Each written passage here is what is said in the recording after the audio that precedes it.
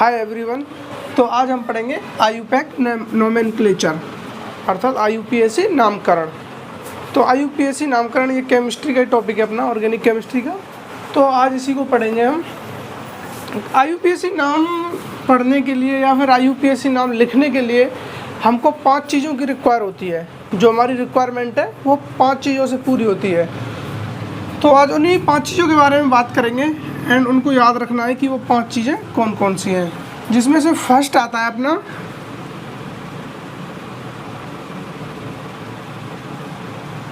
Secondary prefix.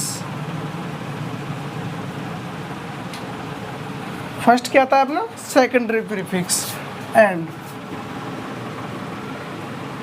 Second आता है अपना प्राइमरी प्रीफिक्स।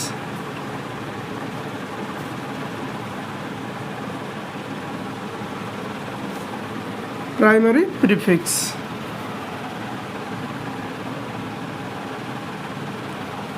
नेक्स्ट थर्ड पढ़ेंगे हम root word.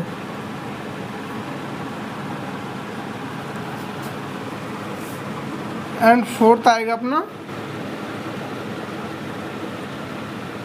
Primary suffix and last fifth है अपना सेकेंडरी सफिक्स।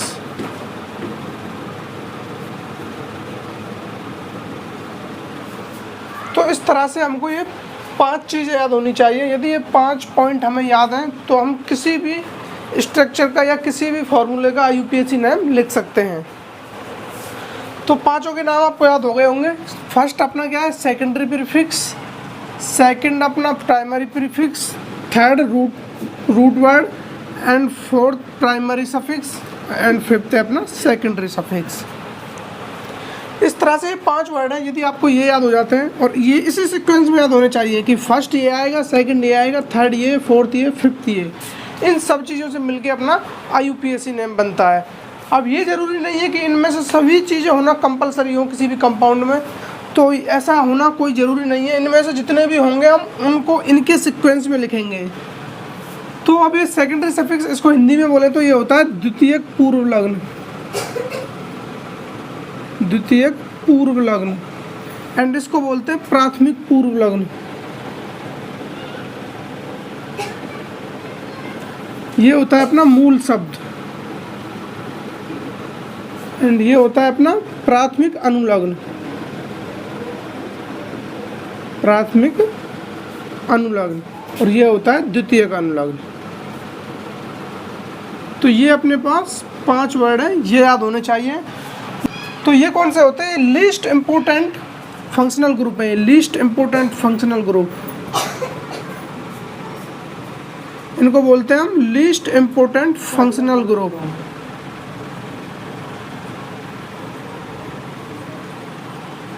ये हो गया अपना least important functional group. And जो ये प्राइमरी प्रीफिक्स है, प्राथमिक पूर्व लग्न, जो प्राइमरी प्रीफिक्स है ये क्या बताता है हमें? ये बताता है शेप के बारे में। जो कंपाउंड की शेप है वो किस तरह की है, शेप ऑफ कंपाउंड, ये बताएगा हमें कंपाउंड की शेप के बारे में कि वो साइक्लिक होगा या फिर वो स्ट्रेट होगा या फिर वो बाईसाइक्लिक होगा या फिर वो स्पाइरो होगा, ये उन सब के बारे में हमको बताएगा। एंड जो ये रूट वर्ड है ये होता है मूल शब्द। ये किस पे डिपेंड करता है? Number of carbon atom, number of carbon atom. And अपना जो ये प्राइमरी सफिक्स है, प्राइमरी सफिक्स है ये क्या बताता है अपना? ये बताता है बॉन्डिंग के बारे में। ये किसके बारे में बताता है? Bonding between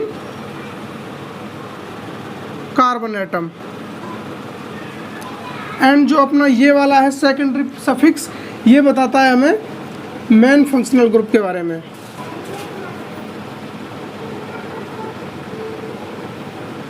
main functional group के बारे में ये हमें इंफॉर्मेशन देगा। तो ये 5 पॉइंट हैं, इनके बारे में मैंने आपको और थोड़ा आपको एक्सप्लेन किया है कि ये होते क्या है। तो इस तरह से आपको ये याद होने लगे होंगे। अब जो ये सेकेंडरी प्रीफिक्स होते हैं इसके अंदर क्या क्या आते हैं? जैसे कि अपने को फ्लोरीन दिया हुआ है तो फ्लोरीन के लिए यूज करते हैं फ्लोरो। एंड क्लोरीन दिया हुआ है, क्लोरीन के लिए यूज करेंगे हम क्लोरो। नेक्स्ट इधर अपने को आयोडीन दिया हुआ है, आयोडीन के लिए यूज करेंगे हम आयोडो। एंड ब्रोमीन दिया हुआ है, ब्रोमीन के लिए यूज करेंगे हम ब्रोमो। इधर अपने को मेथेन दिया हुआ है, इस तरह से मेथेन लगा हुआ है, तो मेथेन के लिए यूज करते हैं मेथिल। इधर हमें CH2CH3 ये दिया हुआ है, इसके लिए यूज करते हैं हम एथिल। एंड इस तरह से अपने पास काफ़ी ये जो लीस्ट इम्पोर्टेंट फंक्शनल ग्रुप है और हम इधर नोट कर सकते हैं। जैसे कि अपने को ये दे दिया C डबल बॉन्ड C, इस तरह से दे दिया हमें CH2 डबल बॉन्ड CH। तो ये क्या होता है अपना, इसको बोलते हैं विनाइल, ये विनाइल हो गया अपना। एंड C2H5 इसको बोलते हैं फिनाइल।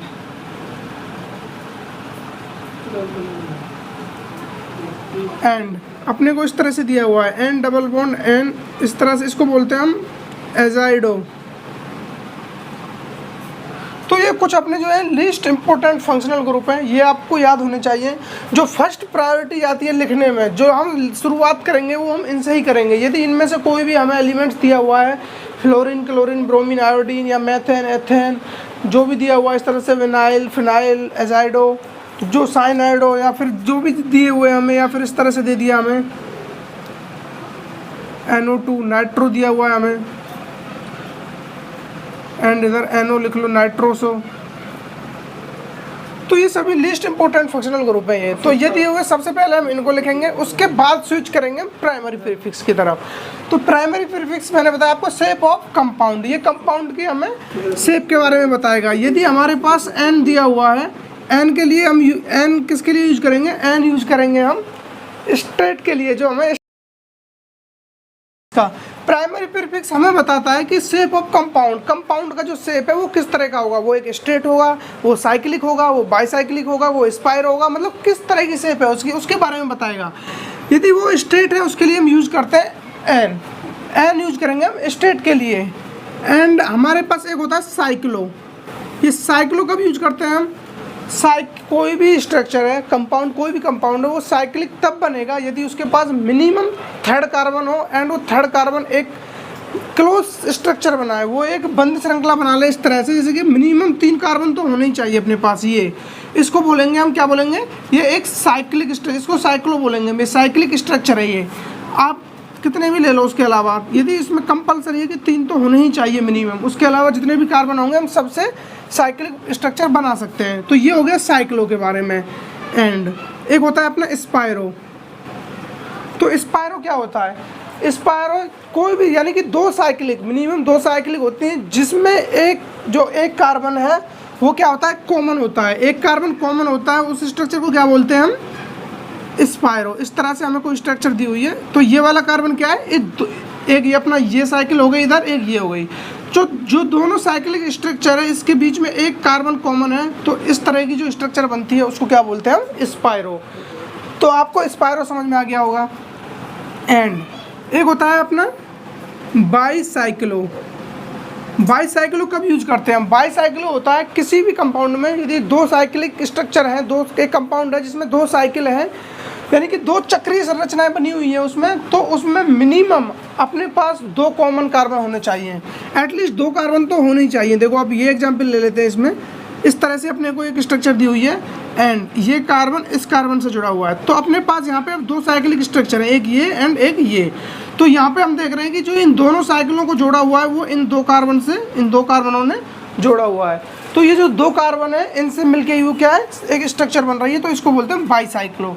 तो आपको समझ में आ गया होगा एन कब यूज करते हैं, साइक्लो कब करते हैं, स्पायरो कब करते हैं और बाईसाइक्लो कब करते हैं। नेक्स्ट आता है अपना, तो ये 2 चीज़ें क्लियर हो गई अपनी कि सेकेंडरी प्रीफिक्स, उसके बाद प्राइमरी प्रीफिक्स। अब आते हैं रूट वर्ड पे। तो रूट वर्ड डिपेंड करता है नंबर ऑफ कार्बन एटम। जैसे कार्बन एटम अपने पास एक कार्बन एटम दिया हुआ है, एक के लिए यूज करेंगे हम मेथ। एंड अपने पास 2 कार्बन है, 2 के लिए यूज करते हैं हम एथ, 3 के लिए यूज करते हैं प्रोप, एंड 4th के लिए ब्यूट, 5th के लिए पेंट, 6 के लिए हेक्स, एंड 7 के लिए हेप्ट, 8 के लिए ऑप्ट, 9 के लिए नॉन, एंड 10 के लिए डैक, 11 के लिए इस तरह से, 12 के लिए डो डैक, ये सब क्या है और आगे बढ़ते जाएंगे। तो हमारा जो मेनली काम है, तो इस तरह से ये नंबर ऑफ कार्बन पे डिपेंड करती है। एक कार्बन की meth, eth, pro, but, pent, hept, hex, oct, non, dec, इस तरह से ये चलते जाते हैं। बट जो अपना काम है वो मैक्सिमम अपने को 10 तक याद रखना है, इसमें ही अपना सारा काम हो जाता है। तो 10 तक आपको रटे हुए होने चाहिए। इनके बारे में आपको बेसिक इन्फॉर्मेशन होनी चाहिए कि ये अपने लीस्ट इंपॉर्टेंट फंक्शनल ग्रुप है। ये अपना कंपाउंड जो प्राइमरी प्रीफिक्स है वो अपने को शेप के बारे में बताएगा। नेक्स्ट, प्राइमरी सफिक्स, प्राथमिक अनुलग्न, ये क्या होता है? Bonding between carbon atom. ये कार्बन एटम की बॉन्डिंग देखेंगे इसमें हम। यदि कार्बन कार्बन के बीच सिंगल बॉन्ड लगा हुआ है तो इसके लिए यूज करते हैं हम एन। इसके लिए क्या यूज करते हैं? एन। यदि कार्बन कार्बन के बीच में अपना क्या है? डबल बॉन्ड, तो डबल बॉन्ड दिया हुआ है उसके लिए यूज करते हैं हम इन। एंड कार्बन कार्बन के बीच में ट्रिपल बॉन्ड दिया हुआ है तो उसके लिए यूज करते हैं हम आइन। ये मैंने आपको प्रीवियस लेक्चर में जब हमने ऑर्गेनिक केमिस्ट्री स्टार्ट किया था तभी मैंने आपको बता दिया था, बट हम फिर से इसको रिमाइंड कर रहे हैं। यदि कार्बन कार्बन के बीच में सिंगल बॉन्ड है तब हम यूज करेंगे एन, एंड डबल बॉन्ड के लिए इन और ट्रिपल बॉन्ड के लिए आइन। इस तरह से हम पता लगा सकते हैं कि कौन सी हमें यहाँ पे इन, आइन, एन, इसमें से क्या यूज करना है। तो इसके बाद ये अपना 4th पॉइंट होगा। लास्ट पॉइंट आता है अपना सेकेंडरी सफिक्स। इसमें क्या होता है कि मेन फंक्शनल ग्रुप आते हैं, जितने भी अपने मेन फंक्शनल ग्रुप होते हैं, ये मेन फंक्शनल ग्रुप अपने आप में ही एक अलग से टेबल है। इस टेबल को पढ़ने के बाद अलग से अपने आप में इसकी टेबल है, क्योंकि इसके भी 2 होते हैं, इसमें भी प्रीफिक्स और सफिक्स इसमें खुद अंदर आते हैं। जैसे कि अपना आपने पढ़ा होगा ओइक अम्ल, कार्बोक्सिलिक अम्ल, ये कार्बोक्सिलिक और ओइक, तो ये क्या होते हैं? प्रीफिक्स और सफिक्स होते हैं दोनों, इनके जनरल नेम भी होते हैं। तो इस तरह से जितने भी आएंगे इसमें अल्कोहल, फिनॉल, कीटोन, अल्कोक्सी, ये सभी इस द्वितीय अनुलग्न में आते हैं। जो अपना ये सेकेंडरी सफिक्स है, मेन फंक्शनल ग्रुप इसमें आते हैं। तो हम इसको क्या है बाद में कवर करेंगे। पहले अभी जितने भी एग्जाम्पल्स लेंगे हम सब इन पे बेसिस लेंगे। जब इनको हम ऐड करेंगे, जब IUPAC नेम में इनको ऐड करेंगे मेन फंक्शनल ग्रुप को, तब हम आपको ये पूरी टेबल अच्छे से क्लियर कराएंगे। इस टेबल को अलग से बताएंगे एंड ये पूरी टेबल याद रखनी है। इसमें 12-13 ग्रुप आते हैं पूरे, वो सभी हमको याद रखने हैं। अभी के लिए आपको बस ये 5 पॉइंट याद होने चाहिए, इनके नेम याद होने चाहिए एंड इनका सिक्वेंस पता होना चाहिए कि फर्स्ट पे अपना सेकेंडरी प्रीफिक्स आएगा एंड सेकेंड पे अपना प्राइमरी सब प्रीफिक्स आएगा, थर्ड पे अपना मूल रूट जाएगा, अपना मूल शब्द आएगा रूट वर्ड, 4th पे अपना जाएगा प्राइमरी सफिक्स एंड 5th पे जाएगा अपना सेकेंडरी सफिक्स। ये अपने को पता होना चाहिए। बाकी आप हम कुछ एग्जाम्पल लेते हैं, 1-2 एग्जाम्पल लेते हैं, उनसे आपको क्या और अच्छे से क्लियर हो जाएगा। जैसे कि अपने को एक एग्जाम्पल ये दिया हुआ, ये इधर, अब आपको ये तो समझ में आ गया होगा कि ये किसकी स्ट्रक्चर बनी हुई है। मैंने आपको बताया था पहले कि ये जब भी हम इसमें से इस तरह से स्ट्रक्चर बनाते हैं, इसको कौन सा फार्मूला बोलते हैं? Bond line formula. ये बॉन्ड लाइन फार्मूला क्या होता है? इसमें क्या कि ना तो हम कार्बन को शो करते हैं ना ही हाइड्रोजन को शो करते हैं। इसमें ओनली हम कार्बन को कोने से या बिंदी से डिनोट कर देते हैं एंड जो हाइड्रोजन है वो उसमें छुपे हुए होते हैं। ये आपको पता ही होगा कि कार्बन की वैलेंसी 4 होती है। कार्बन क्या होता है? टेट्रावैलेंट होता है। टेट्रावैलेंट टेंडेंसी होती है इसकी, यानी कि टेट्रा 4 हो गया, वैलेंट वैलेंसी, तो 4 वैलेंसी होती है इसकी। यदि इसकी वैलेंसी किसी नेक्स्ट कार्बन से पूरी हो रही है तब तो ठीक है, यदि ऐसा नहीं है तो जितनी भी इसकी बैलेंसी बच जाती है उनको पूरा करने के लिए कौन आता है? हाइड्रोजन।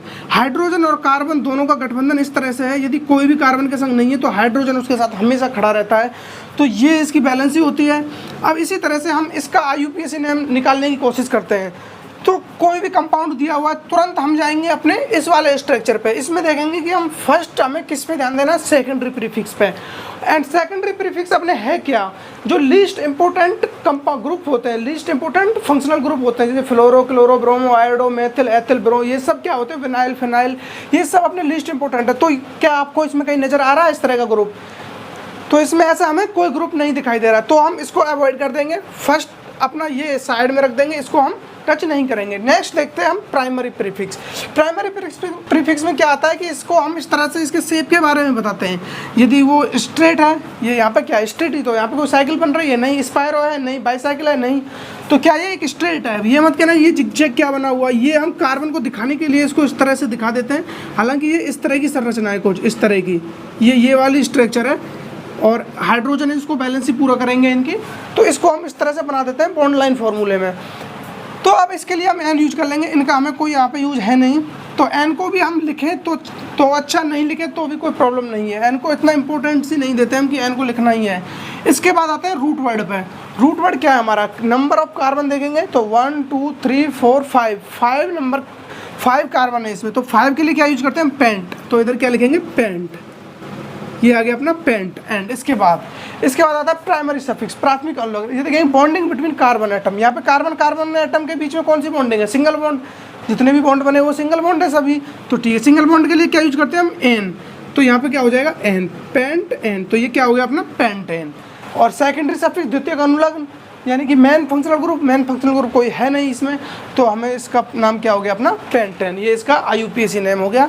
आई थिंक आपको अच्छे से समझ में आ गया होगा, और हम इस पर एग्जाम्पल करते हैं तो और क्लियर हो जाएगा। देखो अपने को ये एग्जाम्पल दिया हुआ है इस तरह से, यहाँ पे क्या ये डबल बॉन्ड बना हुआ है, ठीक है।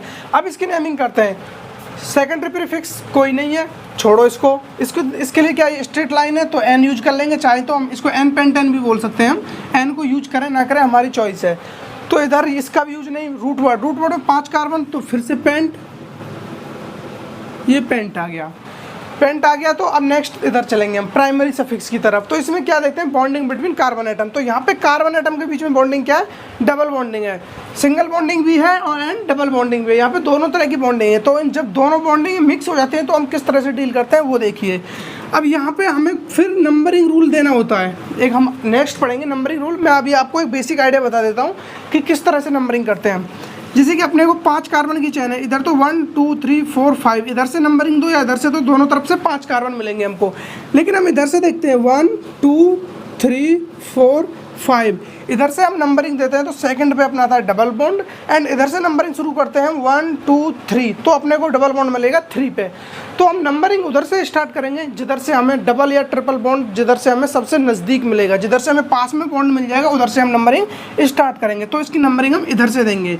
तो 1 2 पे अपने को क्या मिल रहा है, डबल बॉन्ड, तो यहाँ पे यूज करेंगे 2, एंड डबल बॉन्ड के लिए क्या लगाते हैं हम, इन, तो 2 इन, एंड अपना ये ग्रुप इसमें है नहीं तो इसका IUPAC नेम क्या होगा, पेंट 2 इन। अब वो हमारी चॉइस है कि हम इसको पेंट 2 इन को इस तरह से भी लिख सकते हैं, 2 को आगे 2 पेंटीन, इस तरह से ये इसका IUPAC नेम हो गया।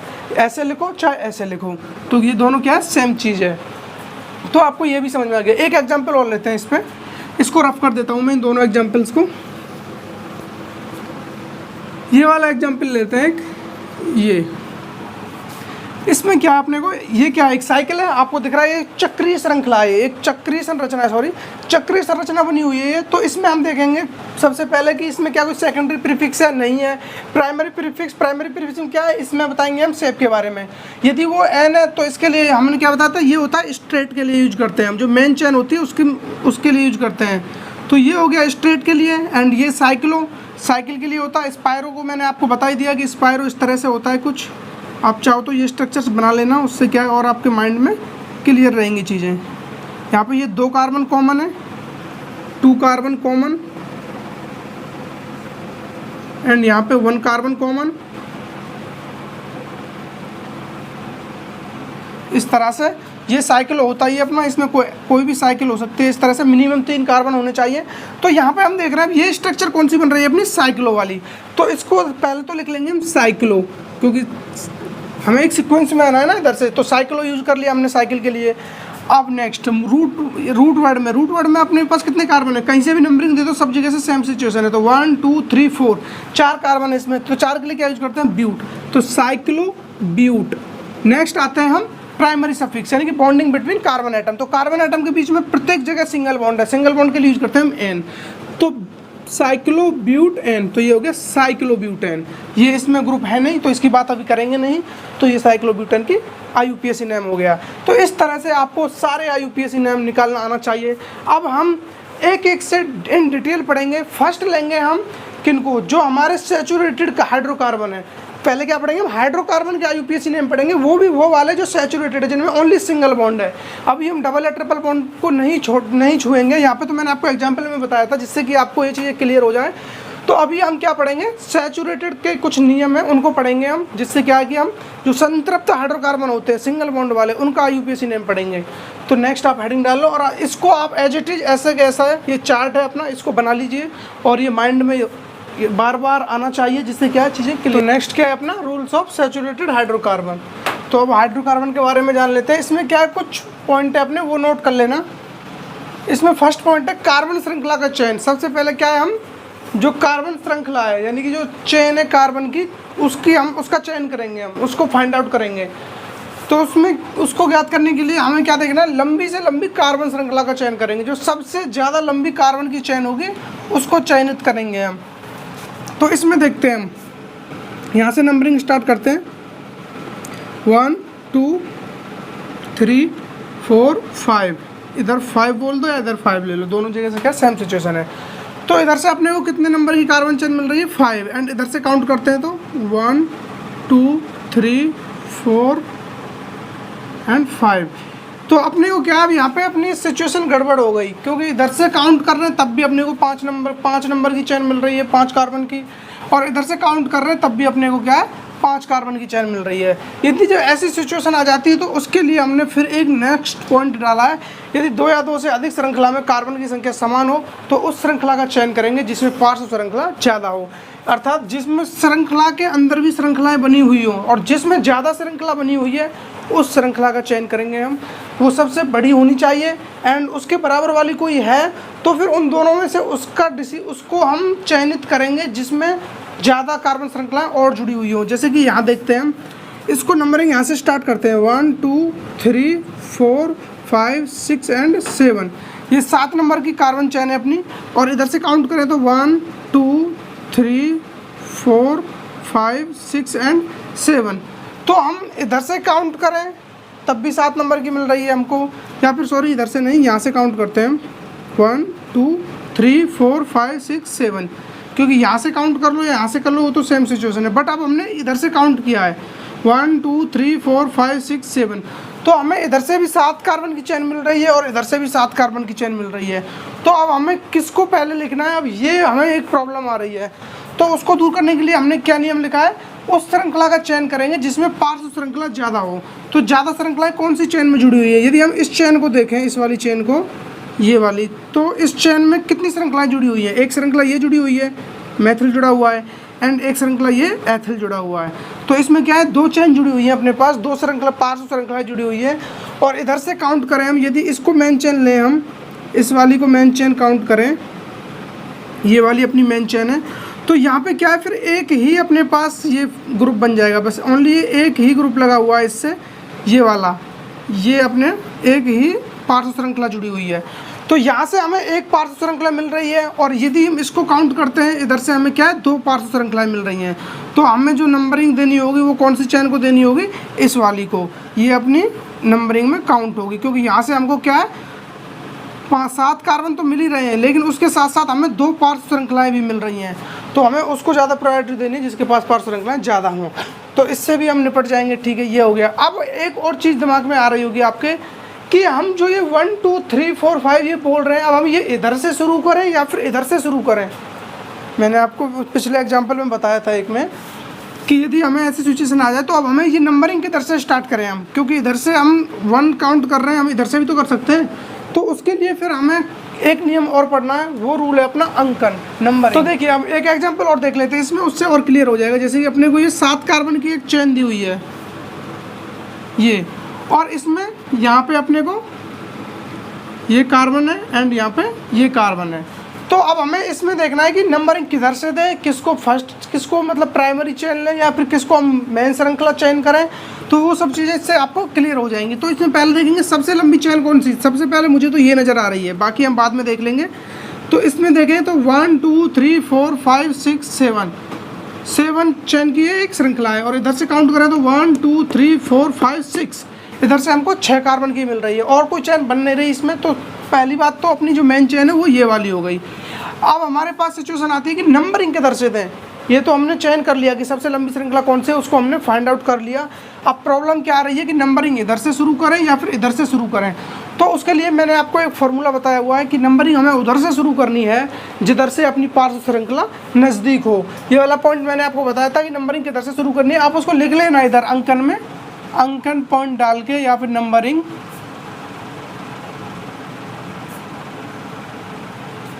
डाल के आप इसमें पॉइंट लिख लेना कि हम नंबरिंग उधर से स्टार्ट करेंगे जिधर से अपने को पार्श्व श्रृंखला सबसे ज़्यादा नज़दीक हो, जिधर से हमें वो पास में लगेगा उधर से हम उसकी नंबरिंग स्टार्ट करेंगे। तो तो अब वो वाला नियम यहाँ पे मुझे फेल होता दिख रहा है वो भी, क्योंकि यहाँ पे हम काउंट करें 1 2 3, 3 पे अपने को ये ग्रुप मिल जाता है ये वाला, एंड इधर से काउंट करें तो 1 2 3, 3 पे अपने को ये वाला ग्रुप मिल जाता है ये। तो अब इसमें प्रॉब्लम क्या आ गई, अपन इधर से चले तब भी 3 पे मिल रहा है, इधर से चले तब भी 3 पे मिल रहा है ग्रुप अपने को। तो इससे भी निपटने के लिए अपने पास एक फॉर्मूला फिर से है।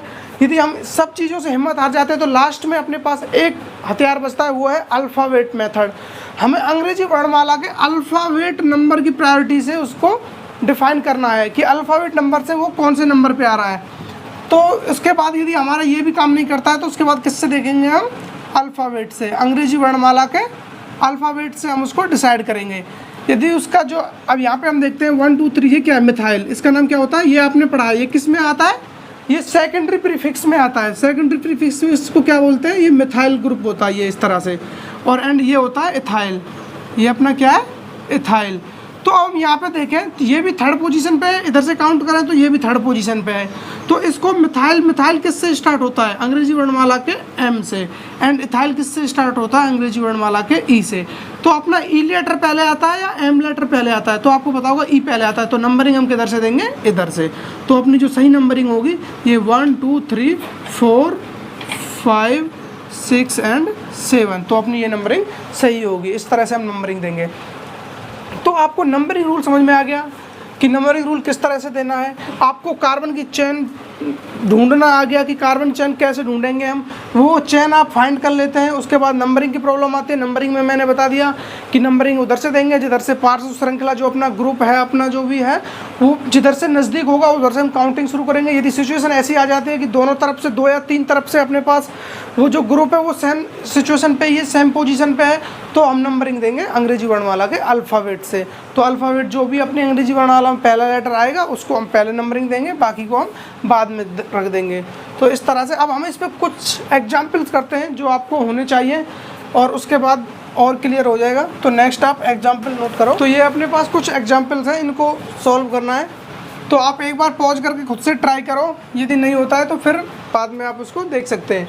तो फर्स्ट देखते हैं हम, इसमें हम अब आप उसको रिमाइंड करो जो मैंने आपको 5 वर्ड बताए थे, जो मैंने आपको 5 वर्ड बताए थे कि 5 टर्म्स ऐसी जो आपको याद होनी चाहिए। वो क्या है, एक रिक्वायरमेंट है हमारी किसी भी IUPAC को नाम को लिखने के लिए। तो उसमें फर्स्ट क्या आता था अपना, फर्स्ट आता था उसमें सेकेंडरी प्रीफिक्स। सेकेंडरी प्रीफिक्स में आता है क्लोरो, ब्रोमो, आयोडो, इस तरह के जितने भी वो एलिमेंट्स थे सब, मेथिल, एथिल, ये सब इसी में आते हैं। तो हमें इसमें क्या कोई भी हमें ऐसा एलिमेंट दिख रहा है, जी हाँ, हमें इसमें मेथिल दिख रहा है, रहा इधर, ये क्या है, मेथिल। तो हमें सेकेंडरी प्रीफिक्स में से क्या मिल गया, मेथिल। तो ठीक है, सबसे पहले हम क्या लिखेंगे, मेथिल लिख लेंगे, मेथिल। एंड इसको लिखने के साथ साथ इसकी पोजीशन और देखेंगे हम। तो पहले तो हम इसमें एक क्या है, कार्बन चेन निकाल लेते हैं, जो सबसे लंबी कार्बन श्रृंखला हो वो फाइंड आउट करेंगे हम। उसके बाद हम उन सब चीज़ों को देख लेंगे। तो सबसे पहले हम कार्बन की चेन देखते हैं जो सबसे लंबी हो। तो यहाँ पे हमें ये चेन दिख रही है 1 2 3, चाहो तो इसको 3 ले लो, तो ये सेकंड पे ये ग्रुप बन जाएगा। अब ये ग्रुप है, तो ये अपने को एक चेन मिल गई 3 कार्बन की, 3 कार्बन की चेन मिल गई है। तो सेकंड पे पोजीशन पे क्या लगा हुआ है अपना, मेथिल, तो इसको बोल देंगे 2 मेथिल। सेकंड पे क्या लगा हुआ है, मेथिल। नेक्स्ट अपना ये प्राइमरी प्रीफिक्स, सेकेंडरी प्रीफिक्स अपना हो गया कि 2 मेथिल, मेथिल यूज हो रहा है तो उसको लिख दिया हमने। फर्स्ट नंबर पे हम लिखेंगे सेकेंडरी प्रीफिक्स कोई, वो हो गया। उसके बाद आता है अपना प्राइमरी प्रीफिक्स। प्राइमरी प्रीफिक्स में क्या होता है, वो हमें बताता है शेप के बारे में, शेप ऑफ कंपाउंड के बारे में बताता है वो, कि कंपाउंड है जो अपना स्ट्रेट होगा या फिर अपना वो साइक्लिक होगा या बाईसाइक्लिक होगा या स्पाइरो होगा, कौन सा होगा। यदि अपना वो इस तरह से श्रृंखला है, वो खुली श्रृंखला है, तो वो तो सीधी सिंपल होगी, स्ट्रेट होगी अपनी। स्ट्रेट के लिए हम एन टर्म यूज कर सकते हैं चाहो तो, और ना लिखो तब भी कोई फ़र्क नहीं पड़ता। यदि साइक्लिक है या फिर बाईसाइक्लिक है या फिर वो स्पाइरो है तो लिखना कंपलसरी है, उसके लिए हमें साइक्लो, बाईसाइक्लो या स्पाइरो, लेकिन इसमें कोई ज़रूरी नहीं है। तो अपने 2 पॉइंट क्लियर हो गए। थर्ड पॉइंट था अपना रूट वर्ड, यानी कि मूल शब्द। अब मूल शब्द किससे डिफाइन कर रहे थे, मूल शब्द के लिए हमने पढ़ा था नंबर ऑफ कार्बन। यदि नंबर ऑफ कार्बन अपने पास 1 है तो मैथ, 2 है तो एथ, 3 के लिए प्रॉप, 4 के लिए ब्यूट, 5 के लिए पेंट, इस तरह से। तो यहाँ पे number of carbon, carbon number, total number of carbon नहीं, जो मेन चेन में नंबर ऑफ कार्बन है उनको काउंट करेंगे हम। तो 3 कार्बन है हमारे पास यहाँ पे, तो 3 के लिए यूज करते हैं हम प्रॉप। तो 3 के लिए क्या आ गया, प्रॉप। ये अपना क्लियर हो गया। थर्ड पॉइंट तक। उसके बाद अपने टोटल 5 पॉइंट थे जिसमें से 3 क्लियर हो चुके हैं। नेक्स्ट अपने बचे 2 पॉइंट। अब 2 में भी एक क्या था अपना प्राइमरी सफिक्स। प्राइमरी सफिक्स में क्या था? प्राइमरी सफिक्स था बॉन्डिंग बिटवीन कार्बन एटम। वहाँ पे हम कार्बन के बीच में बॉन्ड देखते हैं, कार्बन कार्बन की सिंगल बॉन्ड है तो एन यूज करते हैं। अब ये चीज़ मैंने आपको बता दिया है कि हम यहाँ पे जो पढ़ने वाले हैं ये ओनली जो इस लेक्चर में पढ़ेंगे वो हम सिंगल बॉन्ड के लिए पढ़ेंगे, क्योंकि डबल और ट्रिपल के लिए हम नेक्स्ट लेक्चर में पढ़ेंगे। ये मैं आपको पहले ही क्लियर कर दिया था जब हमने हेडिंग डाली थी कि हमने रूल्स किसके लिए पढ़े हैं। रूल्स पढ़े हैं हमने सैचुरेटेड हाइड्रोकार्बन के लिए। सैचुरेटेड हाइड्रोकार्बन क्या है? जिनमें ओनली सिंगल बॉन्ड होता है वो सैचुरेटेड हाइड्रोकार्बन होते हैं। मैं आपको फिर बता देता हूँ कि सैचुरेटेड के लिए क्या आता है? एन आता है। डबल बॉन्ड या ट्रिपल बॉन्ड के लिए इन और आइन आता है। तो यहाँ पे हम क्या यूज करेंगे? यहाँ पे अपने पास सारे सिंगल बॉन्ड है तो एन आ जाएगा। तो इस तरह से जो इसका नाम हो जाता है वो हो जाता है 2-मेथिल प्रोपेन। तो ये क्या हो गया इसका IUPAC नेम। तो आई थिंक आपको ये क्लियर हो गया होगा। इसी तरह से हम अब सब के नेम लिख सकते हैं। फर्स्ट ऑफ ऑल हम एक चेन देखेंगे सबसे लंबी वाली। ये अपने को एक चेन मिल जाती है। यहाँ पे इसकी नंबरिंग दे देंगे 1 2 3 4। नंबरिंग इधर से देंगे 1 2 3, तब भी 2 पे ग्रुप मिलेगा, इधर से भी 2 पे ग्रुप मिल रहा है, किधर से भी नंबरिंग दो कोई फ़र्क नहीं पड़ता। तो अब हमें देखना है कि इसके पास हमारे पास अब इसमें सेकेंडरी प्रीफिक्स है या नहीं, और है तो वो कौन कौन से है। तो सेकेंडरी प्रीफिक्स हमारे पास 2 मिथाइल लगे हुए हैं यहाँ पे। ये रहे क्या सेकेंडरी, इसको सबसे पहले लिखेंगे हम। ये किस पोजीशन पे? 2 और 3। जब हमारे पास दो हमारे पास कोई भी ग्रुप लगे हुए हैं तो उसके लिए हम यूज करते हैं डाई, 3 के लिए ट्राई, इस तरह से हम यूज करते हैं। तो 2 3 डाई मेथिल क्या ग्रुप है अपने पास? मेथिल। 2 3 di methyl. एंड 4 के लिए क्या यूज करते हैं अपने? अब क्या चीज़ क्लियर हो गई? सेकेंडरी प्रीफिक्स कंप्लीट हो गया। अपने पास प्राइमरी प्रीफिक्स में है नहीं कुछ भी, यहाँ पे एन यूज कर सकते हैं क्योंकि ये एक खुली श्रृंखला है, यहाँ पे कोई साइकिल वगैरह बन नहीं रही है जो हम उसके लिए साइकिल यूज करें। तो अपना थर्ड आ जाता है रूट वर्ड। रूट वर्ड हमने रूट वर्ड के लिए कार्बन चेन में देखेंगे कितने कार्बन एटम है, तो 4 है, 4 के लिए यूज करते हैं हम ब्यूट। एंड फोर्थ पॉइंट था अपना कि बॉन्डिंग कौन सी है? बॉन्डिंग है सिंगल बॉन्ड, उसके लिए यूज करते हैं एन। तो ये तो हम एन, तो आप अभी इस लेक्चर में तो आप ये अपने मन में ठान लो कि हमें एन ही यूज करना है, क्योंकि डबल बॉन्ड हम ट्रिपल बॉन्ड पढ़ ही नहीं रहे हैं। तो ये हो गया 2 3 डाईमेथिल ब्यूटेन। एंड जो अपना लास्ट पॉइंट है functional group, main functional group. Main functional group का जिक्र यहाँ पे नहीं होगा अभी, वो उसके लिए आपको 1-2 लेक्चर और लग सकते हैं, उसको हम इन डिटेल पढ़ेंगे। तो अभी के लिए आप ये देखिए। नेक्स्ट आ जाता है अपना ये वाला, इसमें नंबरिंग कर देते हैं 1 2 3। एंड 2 पे अपने पास 2 ग्रुप लगे हुए हैं 2,2। 2 पे अपने 2 ग्रुप हैं कौन से? मेथिल। 2,2 डाईमेथिल, सॉरी 2 है अपने पास, तो 2 के लिए क्या आता है? डाई। तो 2,2 डाईमेथिल। एंड 3 के लिए क्या यूज करते हैं? प्रोप। और सिंगल बॉन्ड के लिए यूज करते हैं एम। तो ये हो गया 2,2 डाईमेथिल प्रोपेन। ये इसका हो गया IUPAC नेम। इधर देखेंगे हम 1 2 3 4, 4 नंबर की कार्बन चेन है। एंड 2 पोजीशन पे अपना लगा हुआ है मेथिल, तो बोलेंगे 2 मेथिल। 4 के लिए क्या यूज करते हैं हम? ब्यूट। एंड सिंगल बॉन्ड के लिए एन, तो 2 मेथिल ब्यूटेन। ये हो गया इसका IUPAC नेम। इसी तरह से आप सबके नाम निकाल सकते हैं। मैं आपको 1-2 और क्लियर करा देता हूँ फटाफट। जैसे कि अपने को यहाँ पे चेन देखेंगे 1 2 3 4 5 एंड 1 2 3 4 5 6। तो अपने को ये चेन बड़ी मिल रही है इधर से, इसको इस चेन को काउंट करें। एंड यहाँ पे अपने को इस चेन को काउंट करते हैं तो अपने को ग्रुप मिलता है ये वाला, एक ग्रुप मिलता है अपने को, पार्श्व श्रृंखला एक मिल रही है। एंड हम और देखते हैं कि हमें 6 कार्बन की कोई और श्रृंखला मिल रही है, तो 1 2 3 4 5 6। तो यहाँ से भी हमको 6 कार्बन की चेन मिल रही है 1 2 3 4 5 6। लेकिन यहाँ पे हमें 6 कार्बन की चेन के साथ साथ में 2 फंक्शनल ग्रुप मिल रहे हैं हमारे पास। यहाँ पे ये 2 पार्श्व श्रृंखला हैं यहाँ पे, ये रे एक इधर ये बन गया, एक ये बन गई श्रृंखला इस तरह से। तो यहाँ पे हम इसको प्रायोरिटी देंगे इधर से नंबरिंग की, क्योंकि हमारे पास इस वाली चेन में क्या है? 2 पार्श्व श्रृंखला मिल रही हैं, इसको लेंगे हम। यदि हम इसको काउंट करते हैं तो हमारे पास एक ही श्रृंखला मिल रही है। अब दिक्कत ये है कि नंबरिंग किधर से करें? नंबरिंग ऊपर से करें या नीचे से करें? उसके लिए मैंने पॉइंट बताया हुआ है आपको कि नंबरिंग उस ओर से करनी है जिधर से हमें पार्श्व श्रृंखला नज़दीक लगे। तो नज़दीक हमको यहाँ से लग रही है, क्योंकि यहाँ सेकंड पोजीशन पे ही अपने को एक श्रृंखला जुड़ी हुई है। एंड थर्ड पोजीशन पे ये जुड़ी हुई है। इधर से देखेंगे तो हम 1 2 3 4th पोजीशन पे जाके हमें कोई श्रृंखला मिलेगी। इधर से हम काउंट करें तो 4th पे जाके हमें ये श्रृंखला मिलेगी, तो नंबरिंग उधर से ही होगी। एंड अब नंबरिंग करते हैं तो 1 2 2 पे क्या लगा हुआ है? मेथिल। 3 पे क्या लगा हुआ है? एथिल। अब अपने पास मेथिल और एथिल 2 आ जाते हैं। अब हम पहले किसको लिखें? 3 एथिल को लिखें या 2 मेथिल को लिखें? इस कन्फ्यूजन को दूर करने के लिए ये हो गया एथिल एंड ये अपना मेथिल। अब पहले किसको लिखना है? तो मैंने बताया था कि उसके लिए अल्फ़ाबेट रूल यूज करते हैं हम।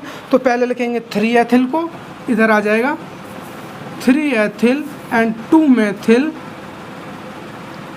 ये हो गया 3 एथिल 2 मेथिल। अब देखेंगे कि कार्बन में कितनी चेन, कितने नंबर की चेन है, 1 2 3 4 5 6। 6 के लिए क्या यूज करते हैं हम, हेक्स।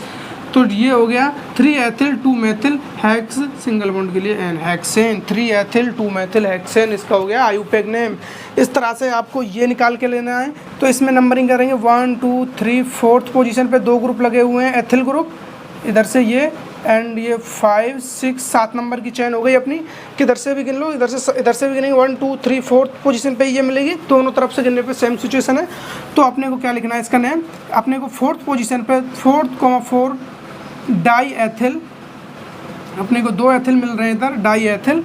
7 के लिए क्या यूज करते हैं हम, हेप्ट, एंड सिंगल बॉन्ड के लिए एन, तो हेप्टेन। 4 डाई एथिल हेप्टेन, ये इसका आईयूपीएसी नेम हो गया। इसी तरह से हम इनको निकाल सकते हैं। 1 2 3 4 5 6 कार्बन की चेन है, ये हो गया एथिल, तो आप इसका नाम लिख सकते हो। एंड ये क्या अपना, इसको मैं बता देता हूँ, यहाँ पे ये है अपना क्लोरीन जुड़ा हुआ है, एंड यहाँ से कार्बन कितने अपने पास 1 2 3 कार्बन की चेन है। हमें कार्बन की चेन फाइंड करनी, ना कि ऐसे कोई स्ट्रेट लाइन सबको काउंट नहीं करना है। तो नंबरिंग किधर से करें, उधर से करें, इधर से करें। तो अपने पास जो ग्रुप लगा हुआ है ये वाला इधर से लगा हुआ है, जो अपना ये प्राइमरी प्रीफिक्स लगा हुआ है वो इधर से लगा हुआ है, अपने सेकेंडरी प्रीफिक्स जो लगा हुआ है वो इधर से लगा हुआ है। जिधर से वो सेकेंडरी प्रीफिक्स लगा हुआ होगा उधर से हम नंबरिंग करेंगे। तो इधर से 1 2 3, तो 1 पे अपने को क्या मिल गया, क्लोरो, क्लोरीन के लिए क्लोरो यूज करते हैं 1 क्लोरो।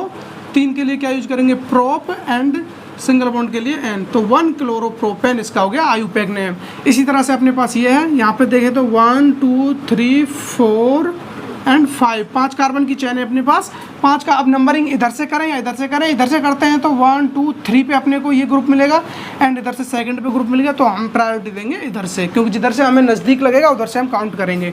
तो इसके आईयूपीएसी नेम लिखने के लिए क्या करेंगे हम, 2 एंड 3 पे क्या है, ब्रोमो, तो 2,3 डाई ब्रोमो, 2 के लिए डाई यूज करेंगे, डाई ब्रोमो। एंड अपने पास 5 कार्बन है, 5 कार्बन के लिए आता है पेंट, एंड सिंगल बॉन्ड के लिए यूज करते हैं एन, तो 2 3 डाई ब्रोमो पेंटेन, ये इसका आईयूपीएसी नेम हो गया।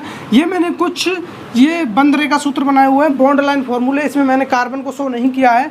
तो कार्बन हम ऐसे काउंट कर सकते हैं 1 2 3 4 एंड 5, ये इस तरह से। तो यहाँ पे सेकंड पोजीशन पे 2 क्लोरीन जुड़े हुए हैं, तो 2,2 डाई क्लोरो पेंट एन, तो इस तरह से ये इसका आईयूपीएसी नेम हो गया। इसी तरह से इसको दे सकते हैं हम 1 2 3 4, तो 2, इस पर क्या बोलेंगे हम, 2 ब्रोमो, क्योंकि बी पहले आता है और एंड 2 क्लोरो, सी बाद में आता है, तो इसको हम बाद में लिखेंगे 2 ब्रोमो 2 क्लोरो पेंट एन, ये इसका यूपीएससी नेम हो गया। इस तरह से आपको लास्ट में ये छोड़ के जा रहा हूँ, इसका नाम आपको लिख के लाना है और मेरे को नेक्स्ट क्लास में आपको बताना है कि क्या है इसका। और अब हम नेक्स्ट जो अपने पास ये ग्रुप जुड़े हुए, जैसे अपने पास क्या है, पार्श्व श्रृंखलाएँ हैं, जैसे कि इस तरह से ये श्रृंखला हो गई। तो अब नेक्स्ट क्लास में हम इनकी नेमिंग सीखेंगे कि इनका नेम किस तरह से देते हैं हम, कि जैसे ये मैथिल, एथिल और भी बड़ी श्रृंखला हो कोई, उन सब का हम नेम देना अलग से किस तरह से नेमिंग करेंगे उनके बारे में पढ़ेंगे। एंड जो अपने मेन फंक्शनल ग्रुप है उनकी तरफ स्विच करेंगे। और आज हम इस लेक्चर को यहीं पे ख़त्म करेंगे, क्योंकि हमने काफ़ी पॉइंट्स पढ़ लिए इसमें। यदि हम एक साथ सब पढ़ लेंगे तो क्या है कि पीछे वाला सब भूल जाएंगे। अभी के लिए आप ये याद रखना, 5 पॉइंट को आप गांठ बांध के रख लेना। यदि 5 पॉइंट आपको याद है तो आईयूपीएसी नेम में आपकी अच्छी पकड़ रहेगी, और उनका सिक्वेंस याद होना जरूरी है, क्योंकि फर्स्ट पे क्या आएगा, सेकंड, थर्ड, फोर्थ, फिफ्थ, इस तरह से वो पोजीशन याद होनी चाहिए। और आप एटलीस्ट 10 तक वो याद कर लेना कि 1 के लिए meth, pro, but, pent, hex, hept, oct, non, dec, इस तरह से 10 तक आप वो याद कर लेना। और उसके बाद तो फिर कुछ इंपॉर्टेंट जो पॉइंट्स लिखाए थे वो याद होने चाहिए आपको, नंबरिंग रूल वगैरह। और बाकी तो रिवीजन है, आप जितना रिवीजन करोगे उतना अच्छे से क्लियर कर पाओगे। तो आज यहीं पे ख़त्म करेंगे इसको, मिलते हैं नेक्स्ट क्लास में, तब तक के लिए थैंक यू।